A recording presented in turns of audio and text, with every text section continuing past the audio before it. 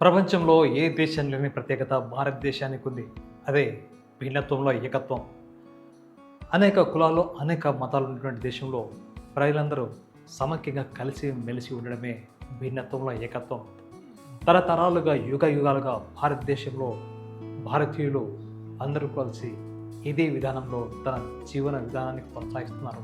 అయితే ఇటీవల వచ్చే కొన్ని మార్పుల కారణంగా కొంతమంది జాడ్యం, పైత్యం, విద్వేషం కారణంగా ప్రజల్ని విడగొట్టడం సాంప్రదాయంగా మారింది. ఇదంతా ఎందుకు చెప్పాల్సి వస్తుందంటే ఇటీవల జరిగినటువంటి ఎన్నికలను మొదలుకొని ఇప్పుడు జరుగుతున్నటువంటి ఎన్నికల వరకు మన ప్రధాని మోడీ చెప్తున్న మాటలను బట్టి చూస్తే అసలు భారతదేశాన్ని ఎవరు విడగొడుతున్నారో, ఎవరిని విడగొట్టాలని అనుకుంటున్నారో ఆయన మాటలను చూస్తే అర్థమవుతుంది.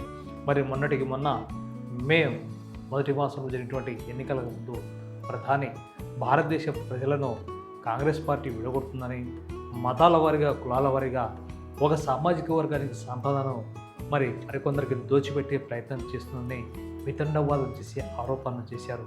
అంతటితో ఆగకుండా ఆయా సామాజిక వర్గాలను టార్గెట్ చేసుకుని చేసినటువంటి మాటలు అన్నీ ఎన్నికవు. సరే, ఎలక్షన్ అయిపోయి గెలిచారు, అధికారంలోకి వచ్చారు.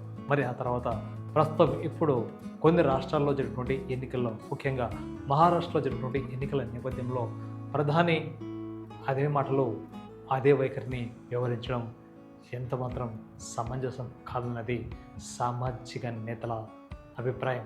అంతేకాదు, జార్ఖండ్ ఎన్నికల్లో, మహారాష్ట్ర ఎన్నికల్లో సైతం ప్రధాని మాట్లాడిన తీరు చూస్తే నిజంగా అసలు దేశానికి ఇలాంటి ప్రధాని ఇలా మాట్లాడడం అవసరమా అనిపించక మాదు.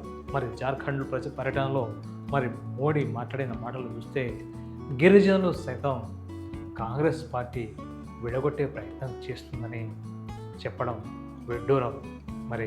గిరిజనులు భారతదేశంలో తరతరాలుగా స్వాతంత్రం రాకముందు నుంచి ఉన్నారు, స్వాతంత్రం కోసం పోరాటం కూడా చేశారు.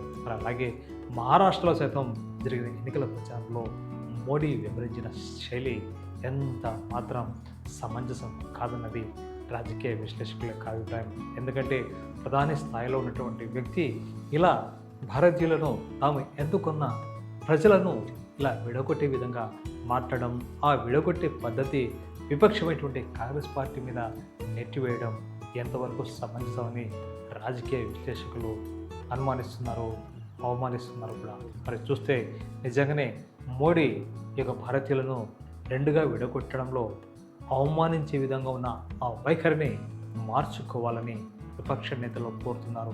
ఎన్నికలంటే ప్రజాస్వామ్యబద్ధంగా ఎన్నికలు జరగాలి, ప్రజలు ఎవరైతే ఇష్టపడతారో, ఎవరైతే ఎన్నుకుంటారో వాళ్ళు పాలకులవుతారు. అంతేగాని తామే ఎన్నిక కావాలని ఇలా ప్రజల మధ్య, చివరకు గిరిజన సామాజిక వర్గాల మధ్య, అంటే అడవిని నమ్ముకొని బతుకుతున్నటువంటి అడవి బిడ్డల మధ్య కూడా ఈ యొక్క విభేదాలు సృష్టించే వైఖరి ప్రధాని మాటల్లోనే వెల్లువెత్తుందని విమర్శలు వస్తున్నాయి.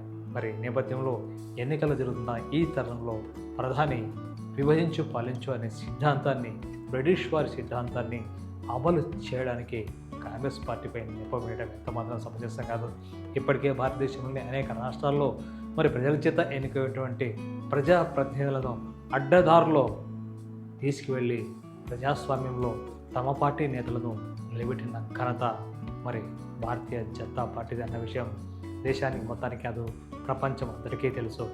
ఇటీవల మహారాష్ట్ర ఎన్నికల కూటమిలో ఒకరైనటువంటి అజిత్ పవార్ చేసినటువంటి వ్యాఖ్యలు కూడా ఇప్పుడు మనం గుర్తుంచుకోవాలి.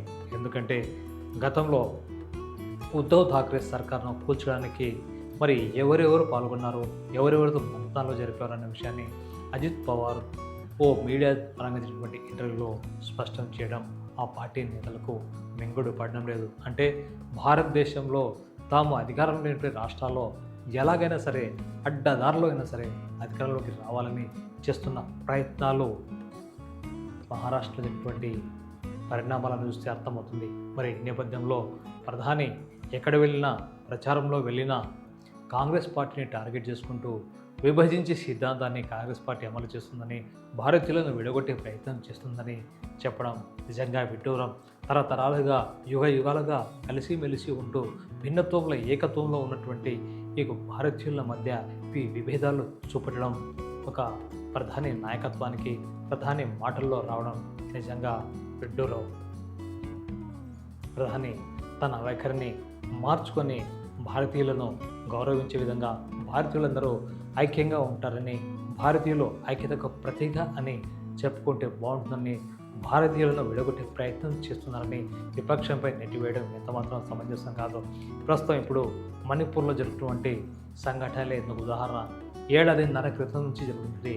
మణిపూర్ మంటలు ఇంకా ఆరలేదు, మరింతగా రగులుతూనే ఉన్నాయి. ఈ నేపథ్యంలో భారతీయుల మధ్య విద్వేషాన్ని ఎవరు ఉసుగొలుపుతున్నారు, ఎవరు ఆ యొక్క మంటలకు ఆజ్యం పోస్తున్నారనేది భారతీయులు అందరికీ తెలుసు. అందుకే ప్రధాని గారు మాట్లాడే సమయంలో భారతీయుల మధ్య విభేదాలు అనే పదం లేకుండా భారతీయులందరూ ఒకటే అనే విషయాన్ని గుర్తించి కాస్త భారతీయుల గౌరవాన్ని పెంచితే బాగుంటుంది అన్నది సామాజికవేత్తల, రాజకీయవేత్తల యొక్క అభిప్రాయం. Thank you.